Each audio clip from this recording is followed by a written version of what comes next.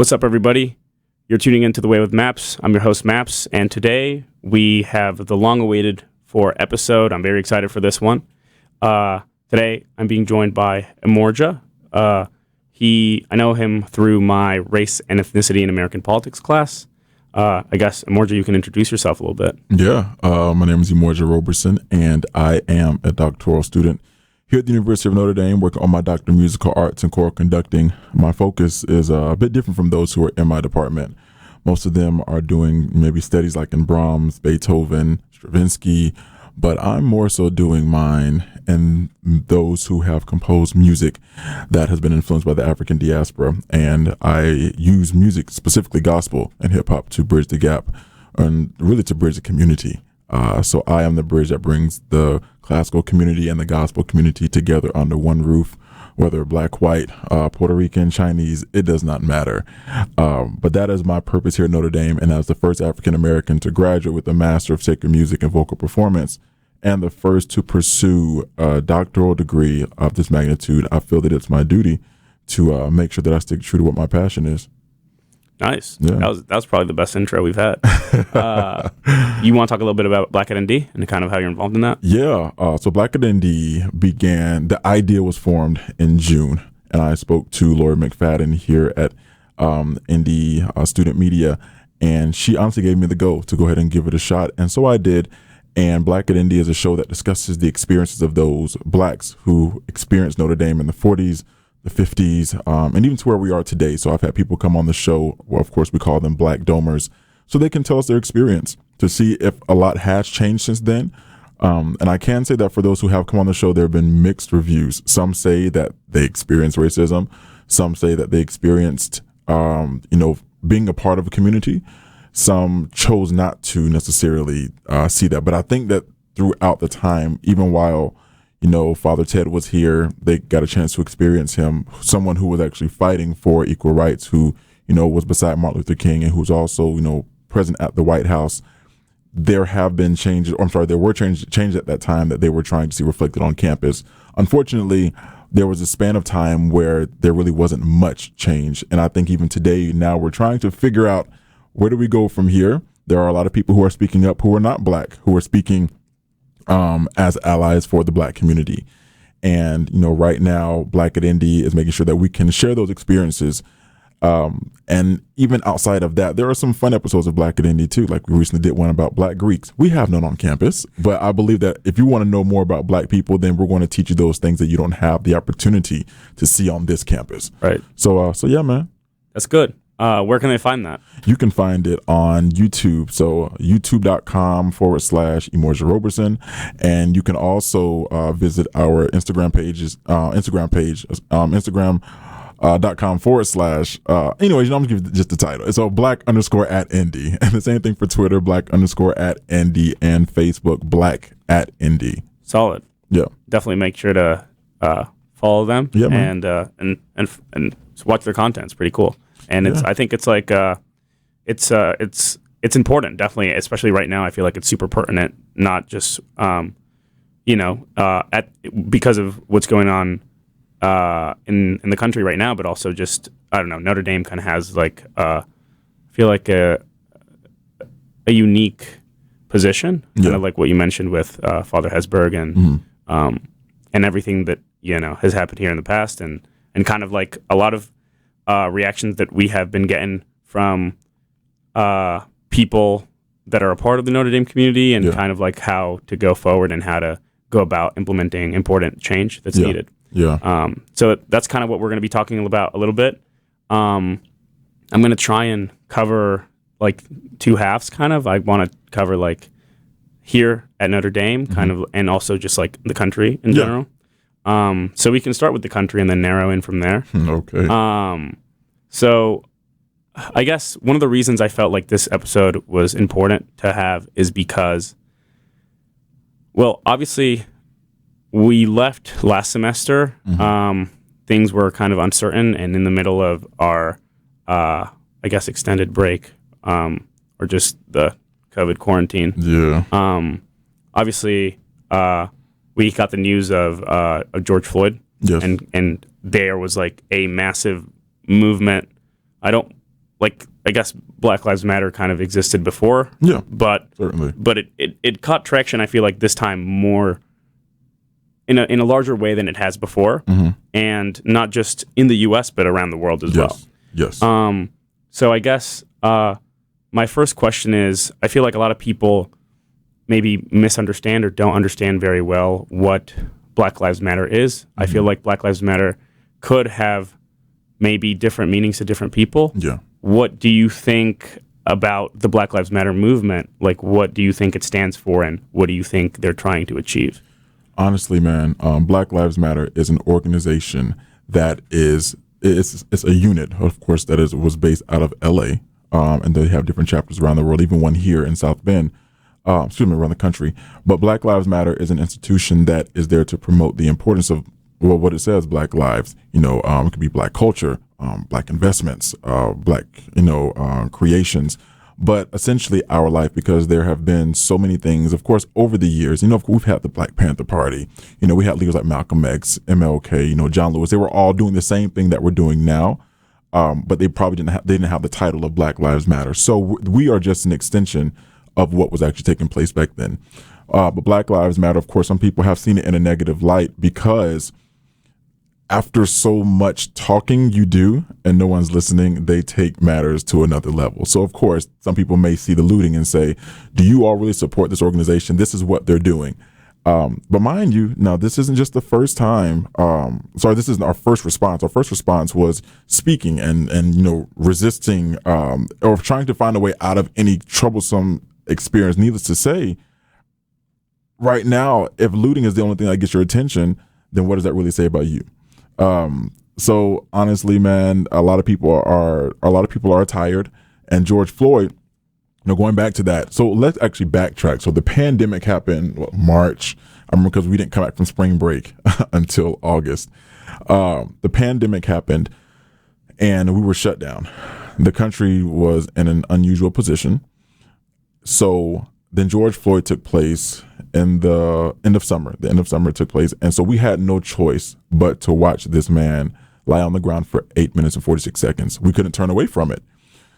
So at this point, you have the pandemic, that's one. You have George Floyd, that's two. And then we started hearing things about Ahmaud Arbery, then Breonna Taylor. So it's like back to back to back. And it's like you're always wondering, so when is the next one? So Black Lives Matter is there to push the boundaries, but also we're here to bring awareness to, and also to shed light on the things that have happened that people have said, that's just sort of how things are. No, Black Lives Matter is going to be, for example, just like the Statue of Liberty is in New York, it's a lighthouse, and Black Lives Matter to some is that lighthouse. Right. Yeah. Gotcha. Kind of, I guess you mentioned like looting and rioting. Mm-hmm. I do feel like it's a difficult, like, what do you call that? Like line to thread or just place to walk on, because I think it is a good point to make that it's like, well, I don't think I can like condone like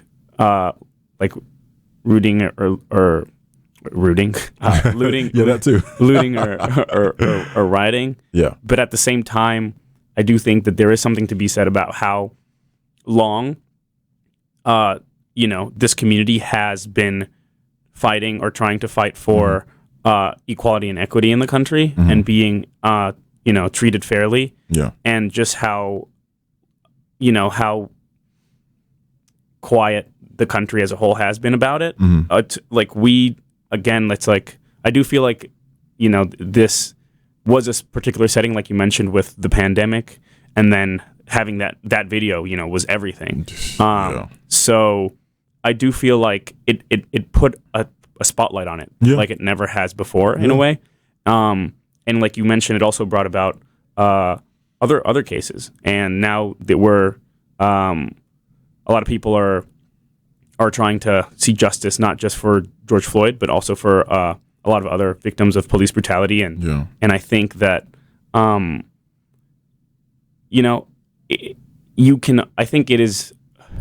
it's difficult to condone it, but it is understandable because after so much, and I think you put it in a good way, where it's like if this is what it has to come to for you to even like realize that this is a thing, or like take it seriously, then I guess like what's the other option? Because otherwise it's just like people are just going to ignore it. Exactly. I mean, because people have seen so many protests. They're like, okay, just another protest.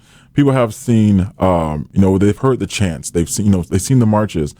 But sometimes, and I hate that it's even like that we have to destroy sometimes our own businesses. And then I've also seen articles where people have said it was black people who was actually doing the looting, but yet there was a white supremacist who started it, or some white supremacists. Of course, they have on masks. But of course, when you have a crowd of black people and you just see like one random person wearing a mask, you're going to assume that it is the black person wearing a mask, but when in fact, it's not. So I do believe that there are some cases where the responsibility was pinned on us when in fact it probably was not. But because we are the majority at that moment, then they see us as the culprit. Right. Yeah. So I guess my next question is very much tied into this. So a lot of criticisms, I have some friends that are conservative. I've engaged in conversations with them about this topic because, I think it's important to kind of keep the conversation alive. And to understand each other ultimately. One of the biggest reason, or one of the like main points that many of my conservative friends have brought up to me is the fact that they don't feel like they can support Black Lives Matter because Black Lives Matter has yet to condone violence and has yet to condone has yet to denounce it. I apologize. And has yet to deny or has yet to denounce looting and rioting and all this other stuff. Like, what are your thoughts on that? No, it's not going to happen. Yeah. No, it's not. And if that's what you're more so concerned about the fact that we're looting and rioting, then you really miss the greater picture, because the greater picture is what happens before all of that happens. And we'll say it this way. We'll just say, for your friends who may be, conservative, let's take their family and let them, I don't know what color they are, so we're going to just say they're gray at this point. But let's take their family and let's murder their family. And let's watch as they lie on the ground for 8 minutes and 46 seconds. Let's take it back even further to Emmett Till. Let their family replace Emmett Till. And, for example, for someone who lied and said that, he did something, this man was killed. And the lady, before she died, she admitted that she lied on this guy. Let's take it back to, whenever there was a lot of active lynching, let their family be the ones with the noose around their neck. And let's see how they respond. It's a bit different. But then again, some people's privilege does not allow them to get to that point. Their privilege protects them, whereas ours does not. So for those who may be listening and who may feel as if like looting and rioting may be a bit extreme, walk in our shoes for a week and let's see what happens. Right. Yeah. Yeah, I do feel like oftentimes a lot of conservative people bring up a lot of statistics. Yeah. And I do think that there is, I guess, a dismissal maybe, or I don't know if that's the right word, but just there's obviously a missing puzzle piece, which is the story and the experience that that Black people and people of color kind of live, and I don't feel like those are really shown in the stats.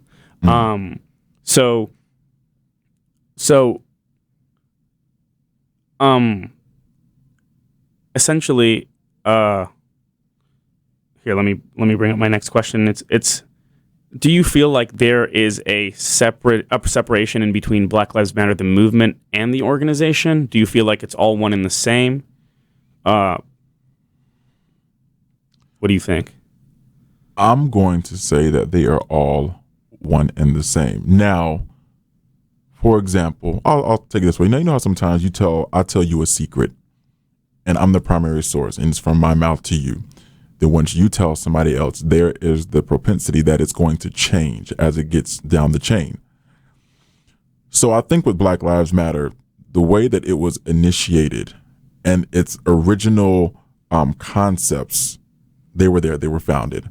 But as things happened, people probably have taken the slogan Black Lives Matter and attached it to maybe some violent acts and said, this is what Black Lives Matter stands for.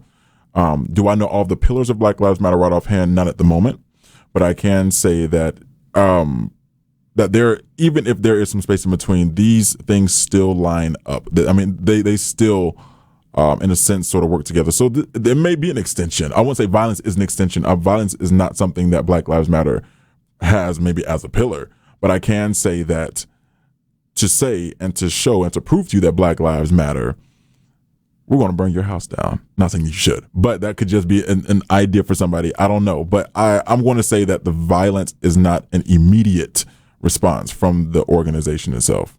Right.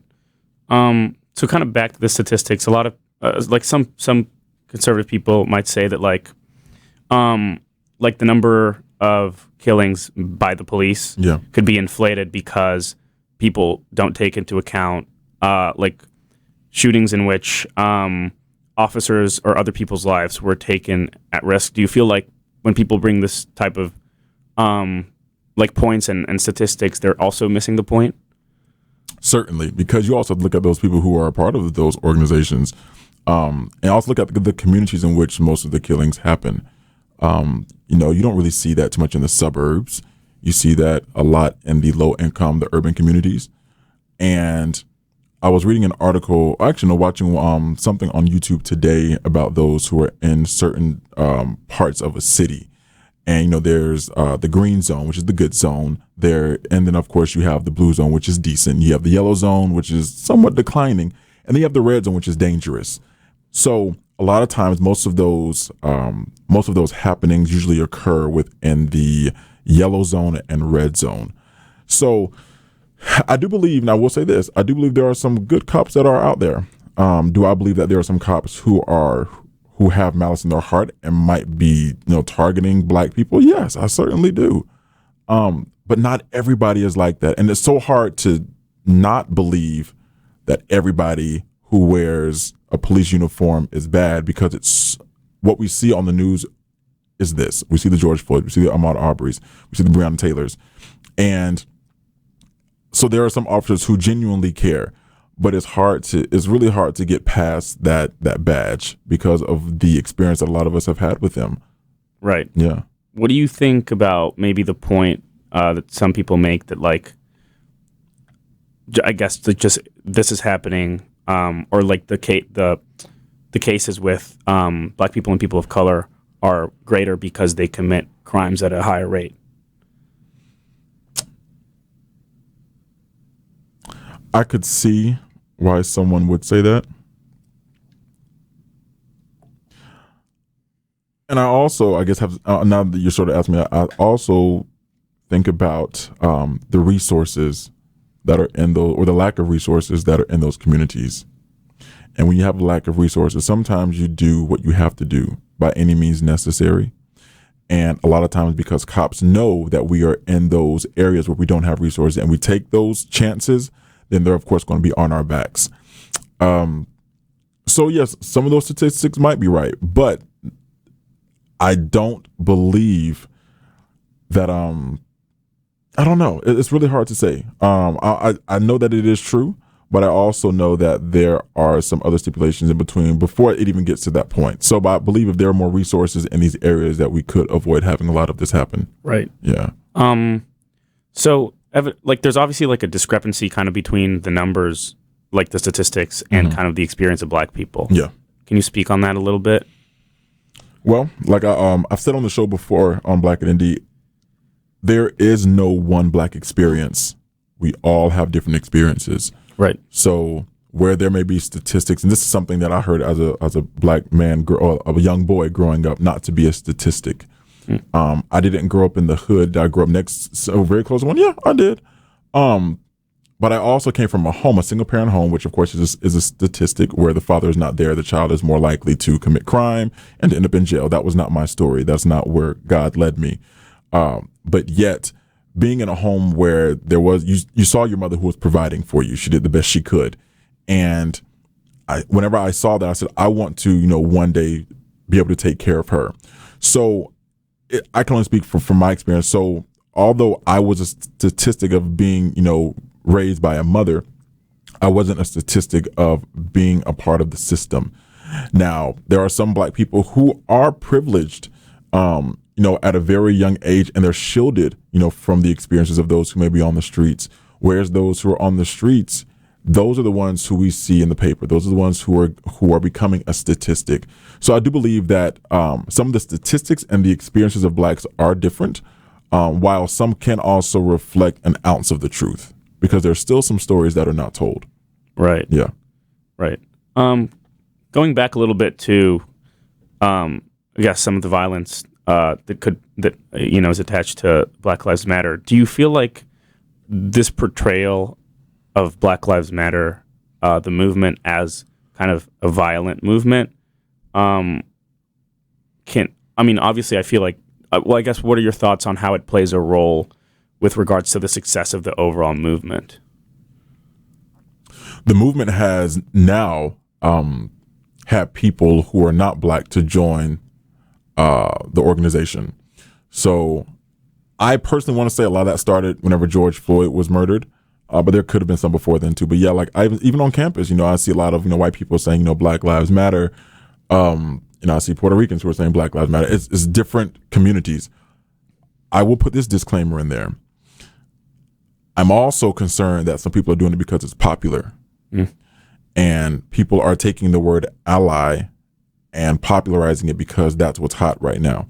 Right. And that's a way for people to show that, they like Black lives, they like the Black culture. However, do people really understand what it's like outside of you saying you like Black culture? What studies have you done? Aside from the fact that we've been killed, but even, for example, the music.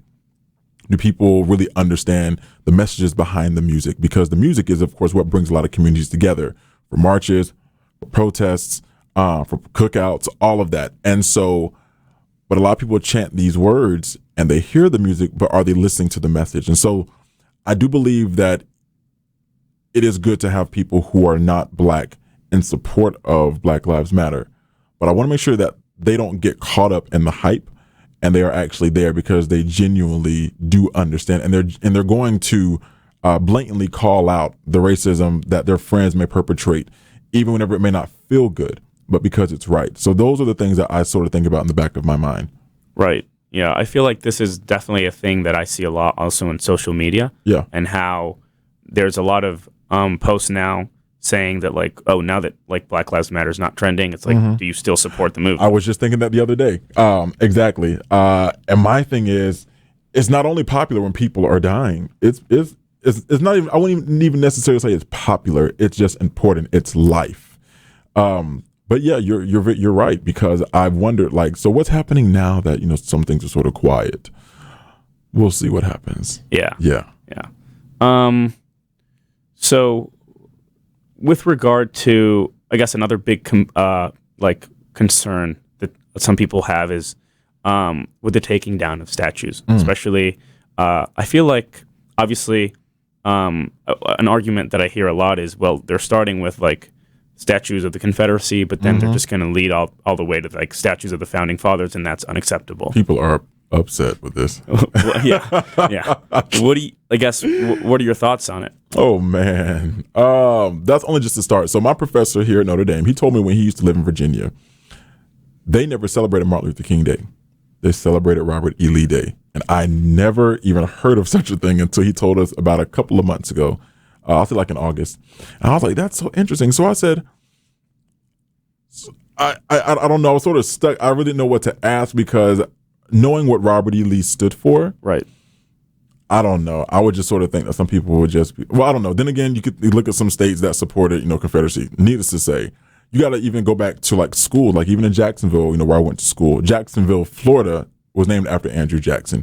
And he was somebody who was not the biggest fan of black people. So people were saying, are they going to rename Jacksonville?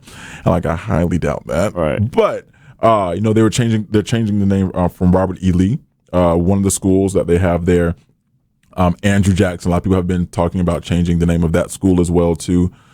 The statues are just a beginning, because what you do is whenever you change the if I go to my house and I rearrange my furniture, and I have a guest come who saw the first one, and I have a guest come who saw the second one, they're going to feel different because the presentation is different. Right. Same thing goes for these statues. Whenever you get rid of these statues and maybe replace them with something or just get rid of them, period, then you're going to see that, one, there's a difference, but you're also going to feel a difference. Whether you may be upset or whether maybe, or for those who were offended and for those who have felt the effects of these statues, they may feel more protected because it's like, okay, now that we've gotten the perpetrator out of our face, now we probably have a better chance of living. Right. But needless to say, though, man, like even back home in Defeat Springs, they were discussing, taking down the flag and the statue. But, Defeat Springs, Florida, being a very conservative kind of town, they were sort of, they were like, nah, bro, we ain't doing that. So it's not as easy.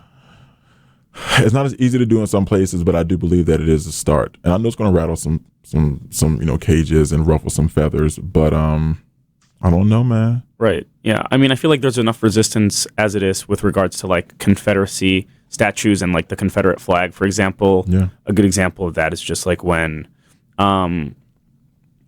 NASCAR banned the use of the Confederate flag, and then Alabama, they had like a bunch of people just came with their cars just like all decked out with like Confederate flags. Of course. So there's obviously a lot of concern and pushback with that. I do feel like there's definitely like, I mean, I don't know how consciously or how conscious it is that like there's a detachment clearly between the Confederate symbols and what they represent, because there's like, it's crazy too, because I mean, also aside from, I mean, like what the Confederacy stood for, which is super relevant, not to take away from it, but I mean, the Confederacy is like, they were all traitors of this country, of the United States of America. Certainly. So it's weird to kind of like, I don't know, I guess play for that team or feel represented by a traitor to your country. Yeah. I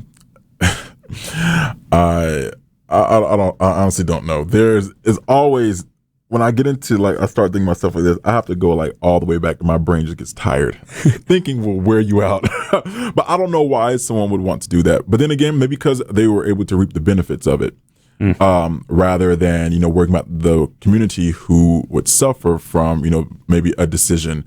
I mean, you just got to think about it. It's just a dog eat dog world. I mean, at that time, like they were there around the founding time of our country, and I don't know, man. I don't know. Yeah. I mean, I do think a lot of people's concerned, with the people that maybe understand the Confederacy aspect of it, and believe that it's like that's wrong, and obviously like taking down Confederate statues is fine, but maybe they're concerned that, like, for example, I mean, Thomas Jefferson is kind of like has that famous position for writing all men are created equal, but also having some very racist opinions and owning slaves, and I feel like maybe people are concerned about, well, it's like they're taking down Robert E. Lee today, Thomas Jefferson tomorrow, one of the founding fathers of the country, and I guess how I think ultimately would it be a matter of, I guess, keeping statues up depending on what they represent. So, for example, like a statue that has Thomas Jefferson,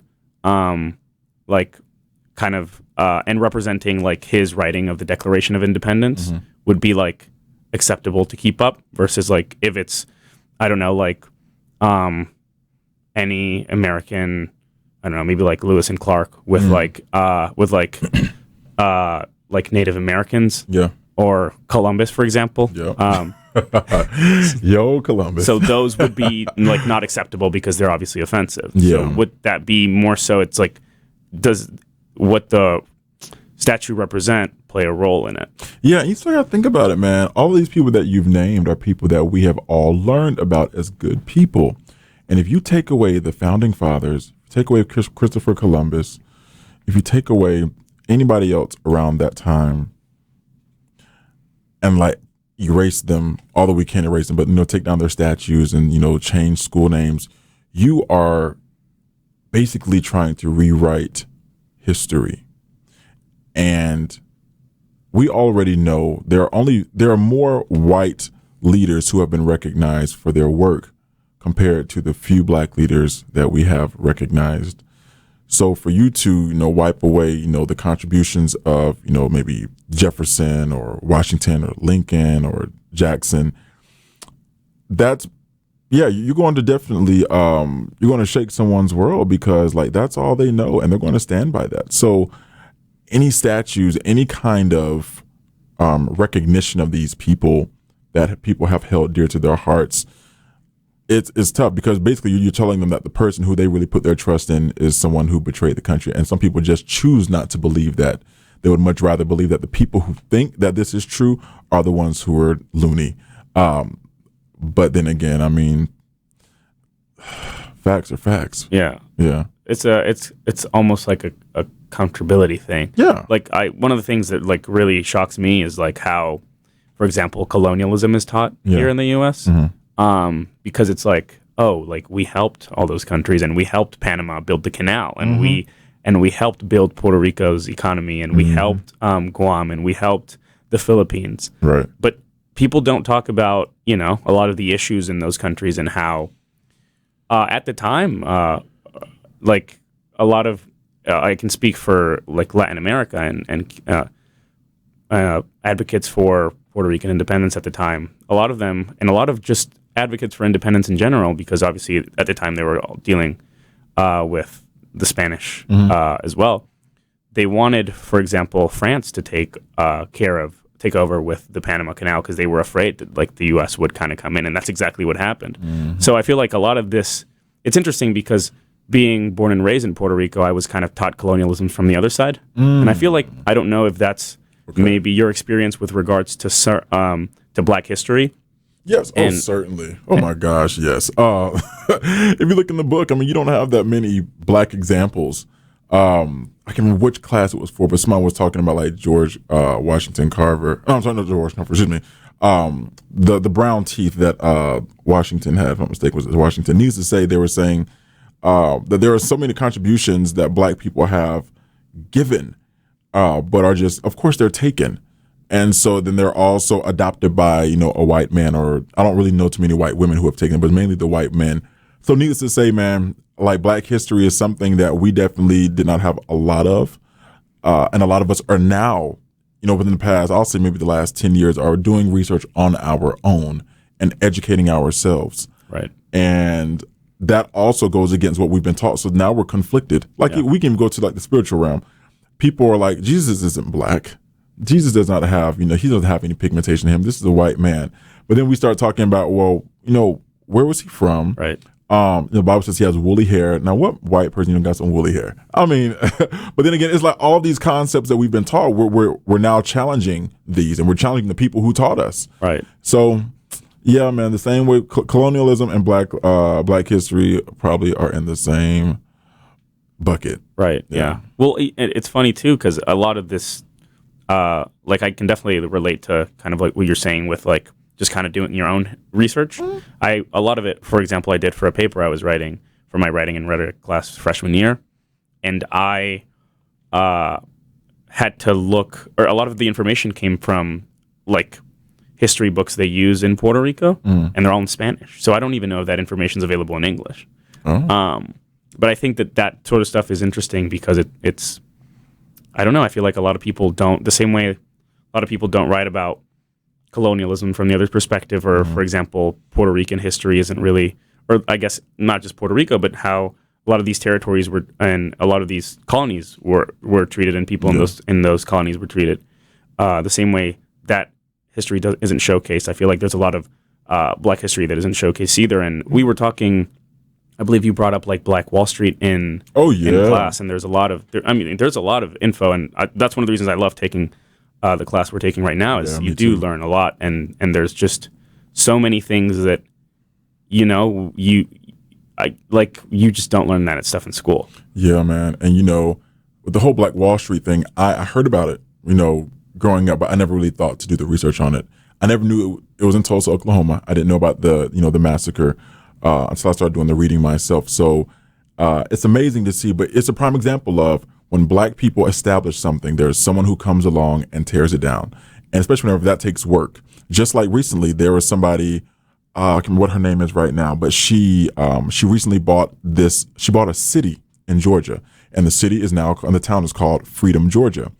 And it was a black woman, and she's a real estate agent, and there were 19 families who also, bought into this idea. And it's going to be a black town. And this is 2020. So someone put I wrote about this in the paper, as a matter of fact. Somebody put a comment on her post and said, this is great, but be careful that you have, some good security because of what happened with the Tulsa, the massacre there. And she was like, trust me, she said, we'll be good. So that's sometimes why there may be the result of looting and rioting because of stuff like that, things that we have established, either they're not recognized or they're torn down. But needless to say, though, man, yeah, there's a lot of history out there that we still do not know. Yeah. Yeah.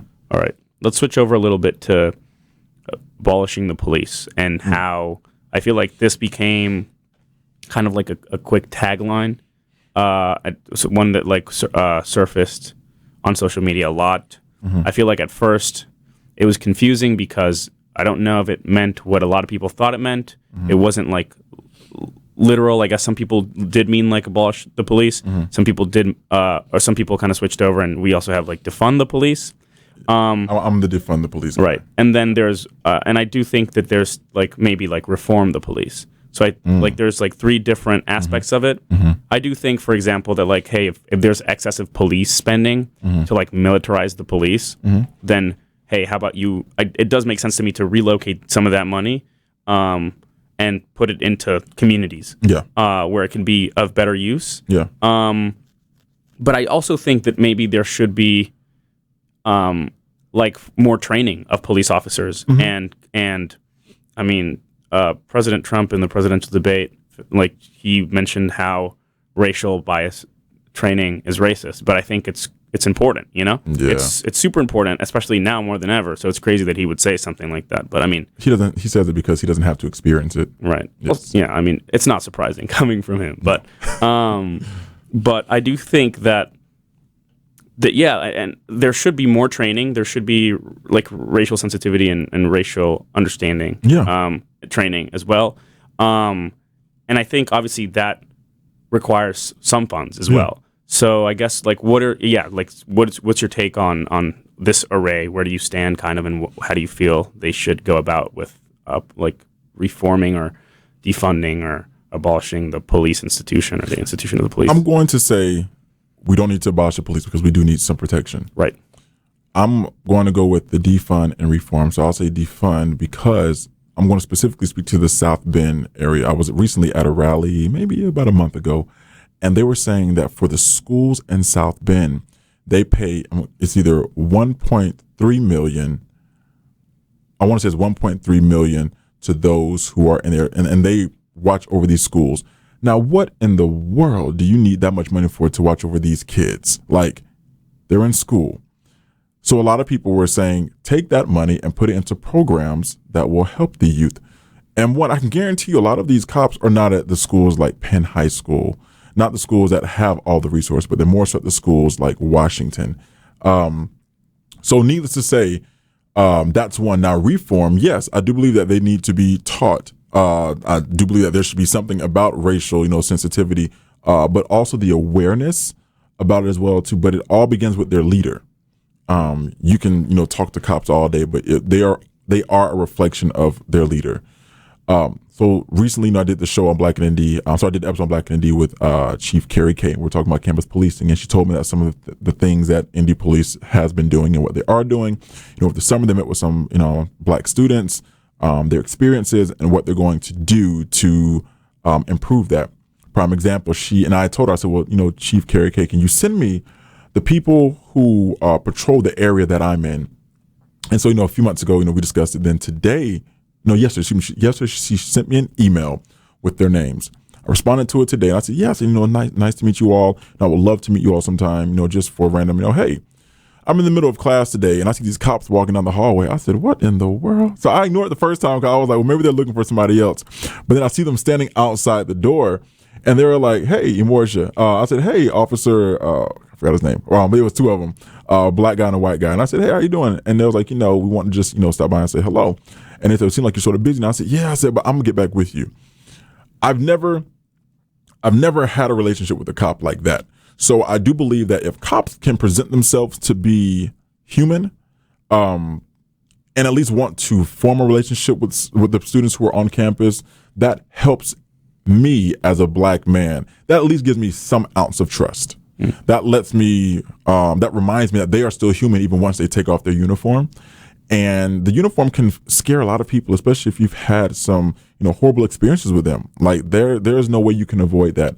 But in order to reconstruct the way that we think about the cops, there has to be a deconstruction that happens before that. So I do believe that, I'm the defund and the reform guy. Right. Yeah. Yeah. So do you think do you stand more so on the fact that like we should hold police accountable? I guess this is kind of a bit of a separate question. Do you think we should hold police accountable but not demonize the entire organization? Do you feel like or the institution? I've heard some people say that like they feel like the entire institution of policing is like, I guess all cops are bastards and this kind of idea. Oh yeah. So I guess what's your take on that? It's hard for people to believe anything different than what they are presented with. Whenever you see a bad cop, you see one bad cop, let's say one bad apple spoils the whole thing. Same thing with the cops. So once you see one bad cop, you assume that they all are bad, especially with your experiences with them have been bad. I know some personally just as friends. So I sort of, see how they are. They tell me about their experiences. Unfortunately, they're black cops, and black cops' experiences are a bit different from white cops. So, but with that being said, I do believe that it will take some repairing, Javier. Like that's not going to be an easy thing. But we definitely have to have some kind of protection on the streets. And unfortunately, a lot of people have taken matters into their own hands, and sometimes some people just want to be a cop on their own, and that's another story for another day. Right. So yeah. Yeah. So I do think that, I think that, I guess, making police budgets more efficient, because if it's obvious that a lot of them are kind of like overblown and just, yes, especially when, I don't know, it's weird how like some police departments are like super militarized and it's just like kind of, A, it's dangerous, but B, it's just like odd for a police. I don't think of the police as like a small army. No, they're not supposed to be that. No, they shouldn't, but they are. Yeah, some are. So I do think that definitely like making those budgets more efficient and kind of targeted, and then using those excess resources to train police officers better, and putting that money as well into communities. Yeah. Can you talk a little bit about that, kind of the importance of getting more money into communities and how, I guess, how that would reflect itself, and how, I feel like some people that are against like the idea of defund the police don't really understand or might be a little confused as to how it works and how it would make the situation better. Yeah. So I mean, a couple of things I could sort of think of that you can use funds for within a low income community. I was reading something today about, for those who are in those areas, they don't have like the resources to like good grocery stores. So therefore their result is going to the corner store, healthcare, building some spaces in those low income areas where you don't have physicians who are afraid to be there, but they genuinely want to care for that particular community. And so for those who are in low income areas, they have to travel to places, but however, a lot of them don't have the income to purchase a vehicle. And so then they're left with, taking a bus, and the bus can only go so far. So it's like I'll say we just speak as a black community, we are left with very few resources. And so we have to do what we have to do. So taking that money and building those opportunities for us, so that way we can, have at least just a slight, just a sliver of opportunity of that, what a white community may have or what the suburbs may experience. Like, help us with that. I mean, those are just a few things that I can think of where the funds could be used, like in those particular areas. Right. Yeah. Okay. I'm going to ask another question here. Yeah. This is kind of pertaining with regards to how, I guess, we've been hearing a lot about the country as a whole and how many institutions in the country, like terms that have been coming up a lot is like institutional racism, systemic racism. Is like America racist? What is systemic racism for somebody that might not be too sure about it? And is the problem like systemic racism, or are racist people acting in an unbiased system? There's so many answers to so many questions. Let's start at the top. Well, I guess, what is systemic racism? I mean, honestly, let's think about it this way. Black people were brought to America as slaves, and that wasn't by choice. Right. We weren't playing cops and robbers. That was something very serious. So, of course, whenever you have these people who are treated like animals and are perceived to be lesser than the majority, yes, that is certainly not a friendly relationship. That is certainly racism. So, yes, America was built upon racism. And the system, think about it. You go to certain colleges, you may work in certain corporations, you may work in certain, whatever your profession may be, especially, we'll say maybe even in the 60s or even now, people's experiences have always been a bit different. The Black experience is different from the white experience. And we know that there's the racial wealth gap, there's opportunity gap. So yes, I do believe that there is a system that we all live in, and it is racist. However, there are some people who are speaking out to make these changes. And here's my thing. For those people who are speaking out and making the changes, and once the change is made, how do we know that the change is made? How do we know that this Black man makes the same amount as this white man, and they both went to the same school, they both have the same degree, and they both have the same experience? How do we know? How can we measure that we are finally equal? Right. That's the toughest thing. So that's one. But I mean, is America racist? Yeah, I would certainly say that. So, I mean, in a way around it, but I do believe that there are people. I know there are people who are in the country who are not racist, and they are white. Their lineage and their ancestors probably were the ones who pushed that who have pushed that idea. But not all white people are racist, and I can freely say that. Yeah. So the problem then would be systemic racism as opposed to racist people acting in an unbiased system. Yeah. Okay. Yeah. How do we combat that? How do we combat systemic racism? Call it out. That's a simple thing, man. Call it out. I guess it sort of varies depending on, what sector you're a part of. Like I can, just speak just from an institution, just from an educational standpoint. How do you come? I mean, you put more people at the table that look like me, not just there to meet a quota, but to be there to honestly make a change. Listen to their stories, even if you don't. And here's the thing about it: we can tell our stories all day, but some people choose not to believe it. And being that person in a community where you are one out of every 10, I don't know, but just being at the table, having someone there listen to you, but also be included, like that really makes a difference. But I know it even goes even below that. I mean, there's some things that even precede that. But honestly, it's going to be one of those things. It's going to take some time, unfortunately, because some people are moving slow, some people are moving fast. But I do believe that eventually we'll get there. Yeah. Yeah. Yeah. So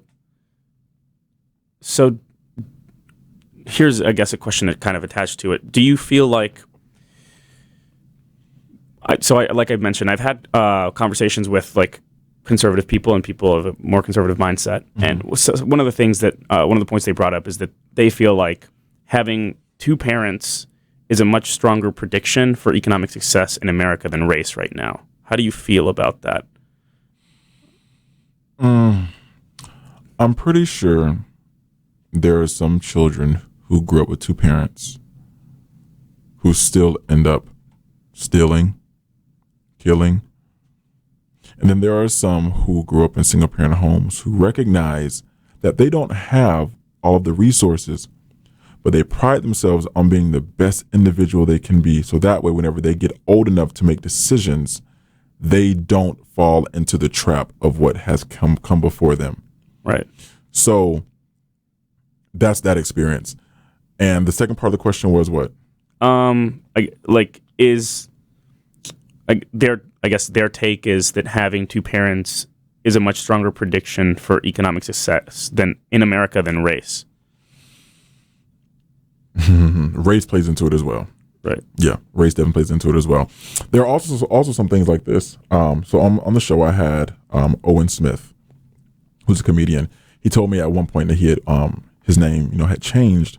His parents changed his name because, of course, if I send in a resume with, we'll say, Keyshawn, a lot of employers may be like, oh, he's black. And then I could see somebody whose name is Ryan. We are judged before we are even seen. So I know for a fact that race does play a big part as well. Names mean a lot in America. There are certain names that are just names that you stay away from, and there are certain names that are appreciated, maybe like a Melissa or, Karen. So I mean, it's race does play a part, and so does the importance of having a family. But unfortunately, sometimes we have to create opportunities for us, even whenever the odds are against us. Right. Yeah. Okay. Yes. Kind of attached to this theme as well. There's a lot of talk about culture, Black culture, Hispanic culture as well, and how they have had historically a relationship with the police, and how they can glorify certain things. Here's an excerpt from a conversation that I had. Okay. And I just kind of want your thoughts on it. So this person I spoke to said, there is nothing today that's stopping Black people from rising out of poverty through good decisions, but the culture, music, role models, movies, etc., glamorizes drugs, sex, and the gangster lifestyle, and doesn't value things like education, hard work, and fiscal responsibility, which ultimately bring you out of poverty. I feel like a lot of these same qualities are attributed to Hispanic culture.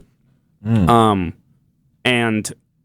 I guess, what are your thoughts on this argument that Black culture, Hispanic culture, maybe the culture of certain minorities is to be responsible for their economic state, or their state in society right now? Well, a lot of times in music like hip hop or blues or jazz, it is a story. It's music. It's a story that is told through music. And I would love to know what your friends, especially the one who said this, what they listen to at parties, because I can guarantee you a lot of it could be rap. But it's funny how sometimes the music that people dance to is also the one that they criticize for something like this, but yet you're getting the benefits of it. That goes back to appropriation and appreciation. Now, do a lot of rap artists, talk about, is there any kind of message about misogyny? Yes, it certainly is. Do they talk about, their environment? Yes. We can go back to Grandmaster Flash. His popular song entitled "The Message," and one of the most one of the most famous lines is, "Don't push me because I'm close to the edge. I'm trying not to lose my head." He is speaking about his experience in Harlem. And so there are a lot of people, or the Bronx or Manhattan, or just in that New York area where hip hop was derived. There are a lot of people who talk about their experiences. Now, rap music, they have violence in there as well, too. That is an experience of those who are living in poverty. They have no other resources. They probably have tried and exhausted their resources. I don't know. Does education cure everything? No, not at all. But can education give you a leg up? Yes, it certainly can. Is everybody afforded an opportunity to go to college? I can't say, because like I've heard white people say, just like Black people have said, college just isn't for me. And some people end up going to the army. So I do believe people have the option of finding a way out, but not every opportunity is afforded to every individual. Right. Yeah. So kind of going back a little bit to the police, do you feel like Black culture reinforces a hatred of police? Yes, certainly. Because it's from the beginning. We were captured and we were brought to, we were captured, we were sold. And that's also just another form of police, like around the time of slavery. We were tied, our hands were tied, our feet were tied. We had ropes around our necks. So of course, that's the early stages of not liking anybody who had power to determine whether we live or die. Yeah. So it goes back further than just cops. Right. Yeah. Yeah. I feel like this person would maybe say that because your culture reinforces hatred of police, then you kind of are biased when it comes to, or like black people can be biased when it comes to their relationship with the police, and it can kind of skew the way they see how they're treated by the police and feel like they're being treated, unjustly if they're being treated the same way. Well, that goes back to what I said earlier. Every black experience is not the same.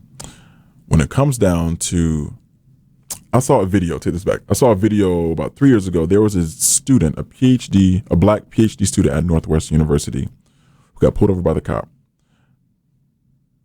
The cop didn't care this guy was a doctoral student. And it's probably on YouTube somewhere, but the cop saw this guy was driving a vehicle. He was black. And he was like, I did not do anything wrong.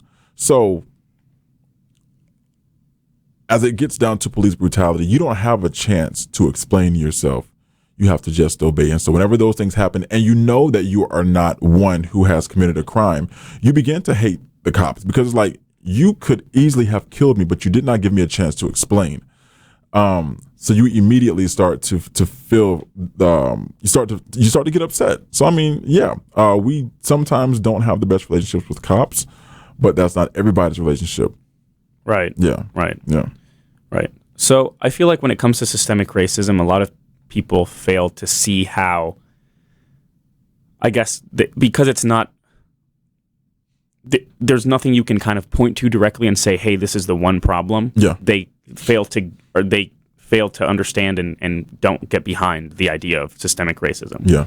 Here's another excerpt from this conversation. Okay. This person said, I feel like saying that we need to fight institutional oppression and dismantle systems of white supremacy are just buzzwords people are using on social media. Where are the systems of white supremacy? What do you think about that? Like, there's definitely not, I do feel like it's just embedded kind of in society. Yeah. And you can't just point to one thing and say, hey, that's the problem, get rid of that, and it's all good. Yeah. How can we go about explaining or maybe paint a better picture for someone like this that just doesn't feel like there's anything you can point to? Oh, there's always something you can point to. It just depends if people want to. It depends if people want to look at the truth and accept it, or they have the option. I'll say this: a lot of times, the people who choose not to acknowledge the truth are those who have the privilege not to acknowledge the truth. They have the benefits. They have the benefits that can allow them to avoid getting into certain situations. So, honestly, Javier, it goes back. Like I said before, there are so many examples that we can give until we're blue in the face. But quite frankly, if people don't want to listen, then they just won't. Like one of my friends said when I was growing up, you cannot convince the convinced. And for those people who are already convinced that this thing does not exist, just let them be. Yeah. Right. Yeah. So my next question is, I guess, a little related to kind of systemic racism. Okay. Do you think historical racism caused the breakdown of the family? I do feel like kind of there is, this kind of ties back into the last, not question, but point that like one of the people in this conversations like said that like two parents is a much stronger prediction for economic success in America than race. Mm-hmm. So it's attached to kind of like that question, or that question where, I guess, do you think that historical racism caused down the breakdown of the family? Because for that initial question, I do feel like you kind of have to understand that because of history, you can't kind of detach. It's like there's a lot of Black people, Hispanic people as well, where like they come from single parent households. Mm-hmm. And you can't detach kind of that statistic from race sometimes. Yeah. I mean, no, you can't. You got to think about it. A lot of times, let's take it back to slavery. People were sold. And a lot of times the father and the mother were separated. So that was the beginning of why the father was not in the home. He was taken and not by choice. Later on, it became common because that's what we saw reflected from the generations before. So in a sense, some of us have gotten used to that. Now, it's a privilege. I will certainly say this. It is a privilege for a child to be raised by two parents, loving parents, because that's something we all don't get. Right. So I do believe that that was the earliest form of racism and how it affected the home during that time. Right. Yeah. Let's talk a little bit about the prison system and how I feel like this is also kind of a wing of like systemic racism and it's definitely like a barrier in like towards equality and equity. I think that police reform is like a really big deal, and even here at Notre Dame, we had like our Zoom. I don't know if I can call it a protest or whatever it was, like a demonstration, I guess, where we had, I can't remember who exactly put it together, but essentially they made folders of certain images to express solidarity for members of the Black community at Notre Dame. Oh, okay. And essentially you could it was because I think that some of the retirement plans from professors here have investments in like private prison systems. Oh, I think that's how it went. okay. And essentially the idea was to kind of like, protest against that and say, hey, like we should change that, like Notre Dame, do something about it. And I guess, what are your thoughts on kind of the prison system and how it plays a role in systemic racism? I didn't even know that. So I'm sort of thinking about that now that you said that. There are a lot of things that people do that can affect the community, but they are not a part of the community that it affects, but they are the ones who get the benefits. Right. And this is one of those situations. I was watching something on Instagram a couple of days ago from, the police system, or one of the cops, a retired cop in London. He was saying how they were trained to capture Black people. Whenever you stop them and they ask, what did I do? You tell them to get out. Whereas with the white person, you give them the benefit of asking, hi, what did I do wrong? And you also explain, what happened. Your tail light was out. Right. So to hear this retired cop say that they were trained to capture us only speaks to the truth. Now, mind you, of course, yes, that was in London. Do those same things happen here? Oh, I'm certainly sure that they have happened. Right. I'm not even going to act like they don't. But for you to say what you just said about, investments in private prisons, I can't say that I'm shocked, but in a sense, I am. Now, 2020 has been a year where people have been speaking out, man. People have been saying what they have been wanting to say for the longest time. Now that they have, not saying that they didn't have the support before, but there has been support. So now that the people have called out what Notre Dame has been doing, or with, retirement plans of what's been going on behind the scenes, I wonder what's going to happen after. Like, what's going to happen in 21 and 22 and so forth. But I mean, what are your thoughts on that? Yeah, I guess most of my next questions are about that. We're at the hour mark. I don't know if you can stay in. That's really cool. Yeah, wow. We're at an hour and 3 minutes. Are we just talking? Yeah, go ahead. Okay. Yeah, I do think that, again, it kind of comes back to what you were saying about how it depends on people's response. Like, if this is just a trendy thing to do now and it's cool to support Black Lives Matter, and then it won't be in a few months or a year, or whenever Corona is over and people go out to party again. And they're doing it now. So. Yeah. Well, yeah, but just like they'll, their fees will be definitely flooded with a lot more things. Yeah. And when movies are back in theaters and when artists are making albums again, and when the community comes out again. Right. Yeah. Will this still, will people still care? Will the people that have kind of been, time will tell for sure. And I do think that it's important. Sorry if I keep looking over here. I'm kind of looking for the email of that thing, of that protest. But I do think that, it's a matter of if it continues and it's still relevant, then I think it'll still be relevant. The question is whether people will still, pay attention to it and support it. Yeah, that's honestly a good question. Because look at the society we live in, man. People's attention spans are not long. Yeah. Like on Instagram, if there's something that may be like more than 5 minutes, some people may check out. Like even podcasts, some people, they say, 30 minutes max, because we know how people's attention spans can be. Then we know movies an hour and a half. Right. But there's also another element of that. So I do believe that because I say that because people are always going to be on the newest thing. What's happening now? And if Black Lives Matter is not on it, then they're going to go to something else. So the thing about it is, what will people, I'll say this, we always have the opportunity, but also the truth of proclaiming that Black Lives Matter, because, I'm in this black skin. Needless to say, for those who may not be affected by Black Lives Matter, yeah, they may go with what's popping, at the time. But I mean, honestly, bro, at the end of the day, whenever something comes around, of course, you hear more about Black Lives Matter, but just like think about the civil rights era, right? What happened after the civil rights era. And honestly, that's been less than 100 years ago.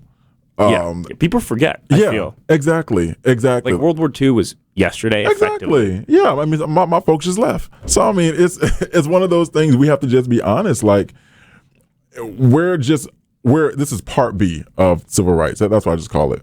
Yeah, that's why it's surprising to me how a lot of people can,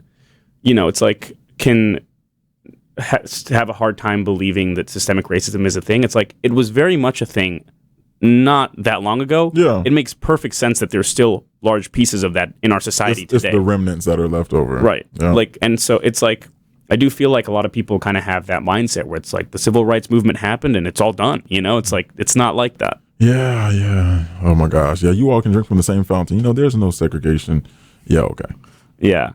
Well, I keep looking for that here. My next questions are kind of about, this was a good segue. It's implementing real change. How do we go about doing that? I do feel like, as of right now, I mean, I don't know how I feel like awareness has been established. Mm-hmm. I don't know how much of that awareness is conscious awareness or if it's just trendy awareness. That's a good distinction. But I do feel like, regardless of either, whichever it is, as of right now, awareness is established. Yeah. I do think that an important step forward is kind of actually going about deciding on a set of policies maybe that we want implemented, not just, for example, here at Notre Dame, but also on the country. Mm-hmm. How important do you think that is in terms of because I feel like we need to just get there's, again, Black Lives Matter is really large movement. Mm-hmm. I feel like we need to get everybody kind of focused on one set of policies that we want to push and get approved and made into law, and then go with it and run with it. And I feel like that'll help people kind of get on the train, if you will, as well, because it's something tangible that you can fight for. Yeah, certainly. And I mean, I don't disagree with that. The only issue with that is there are so many other people who are proclaiming for change. There's the LGBTQ plus community. Right. Then, of course, you have COVID on top of that. People are still, without jobs, finances. People are losing their homes. Then you have Black lives. So it's like there's so many things that there. And then, of course, election is coming up. So where's the focus right now? There are so many things that people are, juggling. And it's like somebody's going to have to suffer, unfortunately, because the way our system is set up, everybody can't win. But I do agree that it would be good to, focus on a set of ideals that can be adopted and put into practice, in institutions and organizations. But I wonder how long once those concepts are adopted, I wonder what comes next. Yeah, what comes next after that?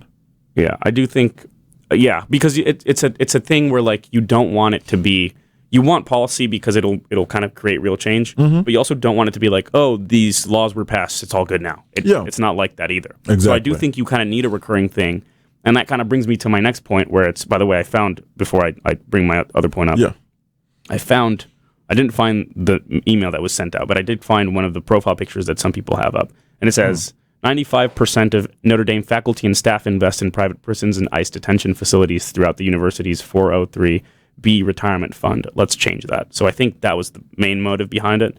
And they had different profile pictures. The one that I still have up right now is a quote by John Lewis, Congressman John Lewis. There was also a Black Lives Matter, and then another one that was just saying, it was Notre Dame strike for Black Lives. It took place on August 31st.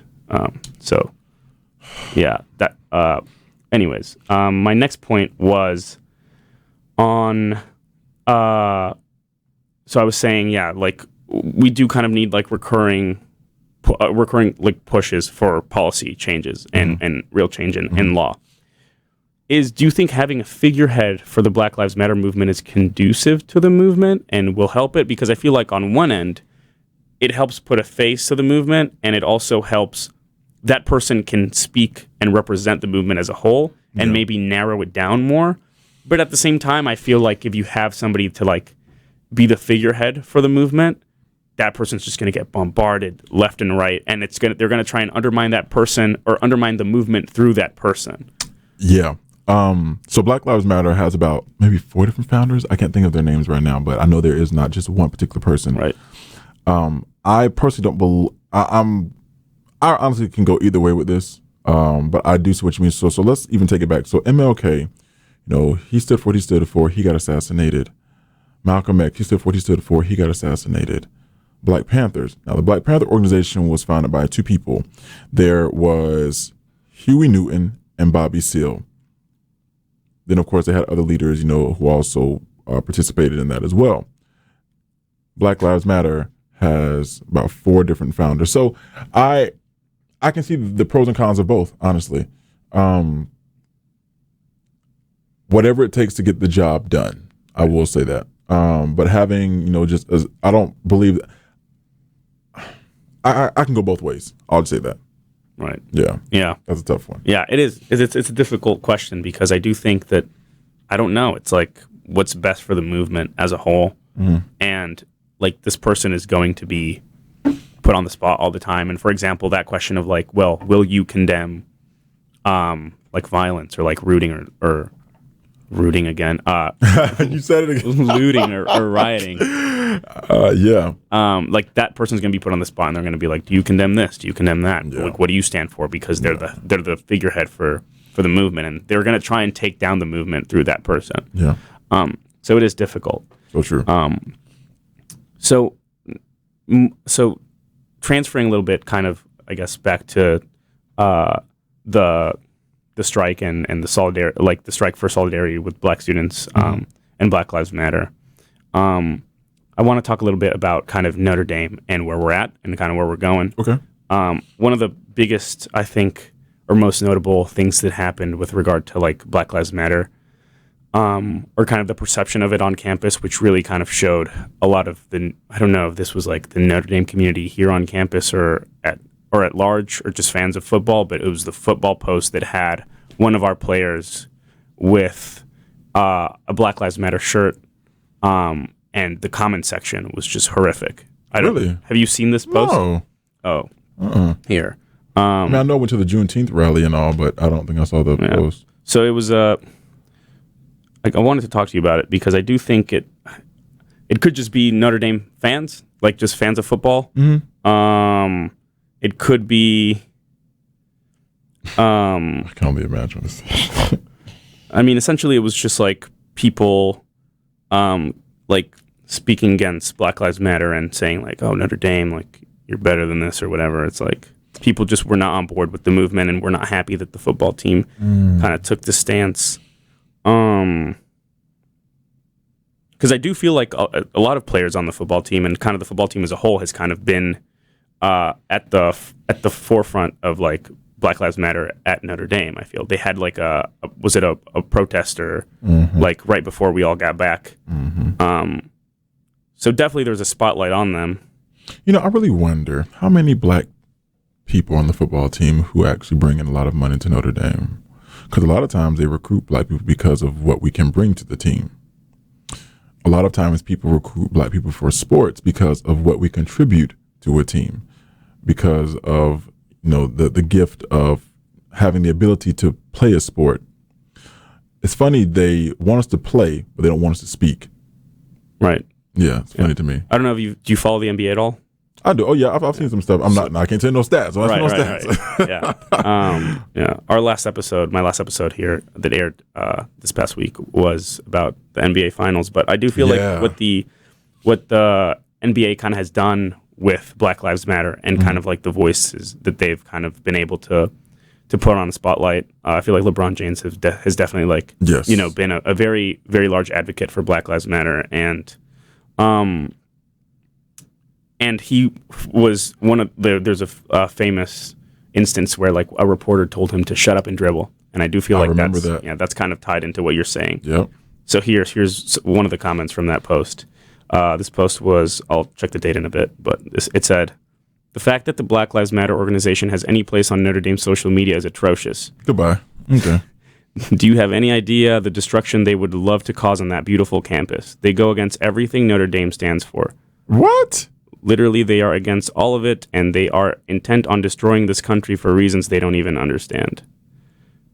It goes on, but there's like hella comments like this. So I think that this was just like, I remember, it's just crazy I don't think, or I guess I don't know whether or not any of these comments are students. I wouldn't be surprised if some of them were. I wouldn't either, because I mean, I've seen some, not saying that people don't have the right to vote for who they want to vote for, but I've seen some Trump flags hanging out of dorms. Right, yeah. Me as well. Yes. Yeah. Well, I want to see this picture. So here's the picture. It's just one of our players. It says "Stand Together." Let me see the player. You can take a look at the date there. August 25th. Wow. Is intolerant of opposing. Sweet Jesus. Okay. Yeah. They love for us to win. As long as they love for us to be part of their team that wins. But gosh, don't speak out. If you speak out, oh my gosh, you are going to shatter some people's hearts. Man, that's definitely interesting. I have not seen that. Yeah. A few more comments. Another one says, "Not watching Notre Dame this season if they're supporting this crap." Another one says, "Black Lives Matter is anti-Catholic and therefore anti-Notre Dame." Anti-Catholic. There are Black Catholics. I hope they do know that, right? Yeah, I don't know. But this comment section was crazy. I don't know. Maybe it might be something I'm gonna check that out. You can talk about on your show. I sure will. Yeah, but it is insane how, I don't know. That was just something that was really shocking because it definitely like showed. I don't want to say like that is representative of Notre Dame, but at the very least, some fans. At the very least, maybe even some students and some members of the community. They clearly support something that Notre Dame does. And Notre Dame gives them the space to do that. And I'm not saying that everybody who supports Notre Dame thinks like that, but I wonder what made them feel comfortable saying that. Yeah. I do remember, I don't know right now, but at a certain point in time, just like the comment section is super long, so I can... Maybe just the fact that like some people, one person commented something and then they just kind of, if the comment section is just full of it, it's like, well, mine will just get lost in there. Just a wildfire. Yeah, exactly. Yeah.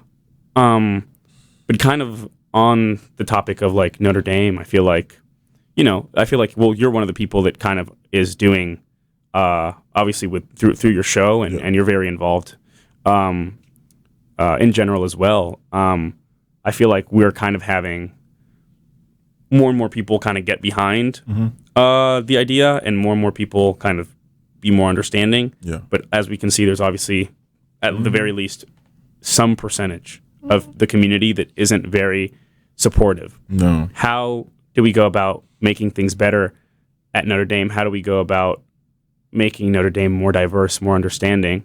I do know that, like, like I myself participated in a diversity and inclusivity initiative that took place over the summer, where they wanted to make it was held by the Office of Residential Life. Yeah, and they wanted to make they're looking to make, I know, both Moreau and like the Moreau First Year Experience Program and the Welcome Weekend more inclusive and add more aspects of kind of just education around race. My question is, why were they not doing that before? That is a good question. I don't get it. It's like people are now all of a sudden having like this eureka moment, like, oh, let's talk about the Black experience. Here's another issue. I know we're like going way over, but I have not had the chance to be a part of spring visitation. But for the students who I have heard from, they said that what Notre Dame shows during spring visitation, like it's like a happy campus. Here are the Black people, here are the white people, here are everybody intermingling. It's not what you see on a regular basis once you get to campus. Right.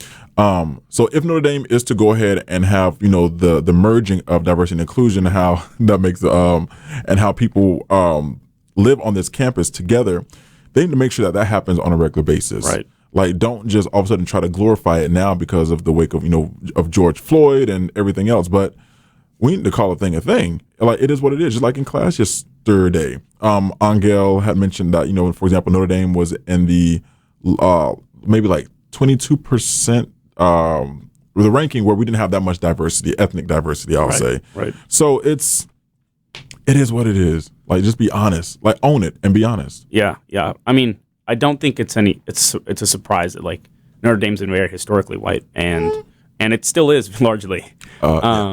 So I do think that a big part of it is just kind of having those initiatives and communicating and talking and getting, you bring up a good point though. It's like, why hasn't this been happening since a long time ago? Yeah. I don't know. I do know that like I believe the Black Student Association during the summer right after George Floyd put out a statement with the college Dems about kind of certain, I don't know if it was like policies or just certain points that they would like to see improvement on. Okay. And I do think that, that's a step forward for sure. Yeah. But I don't know what the development of any of that was, whether any of that actually happened or got approved or. Yeah, I don't know either. Honestly, I didn't know that part until you just said that, honestly.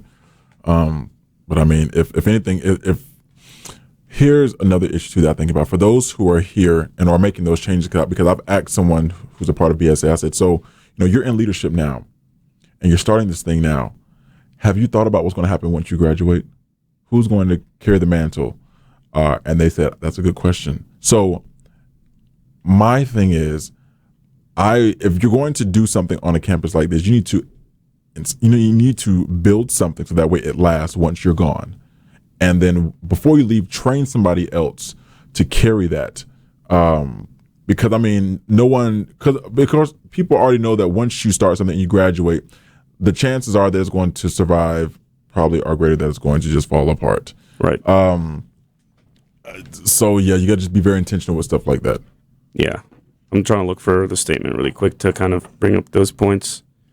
But yeah, I do agree. It's important because a lot of, I don't know, for things to carry over, you kind of need to establish the framework so that it allows for the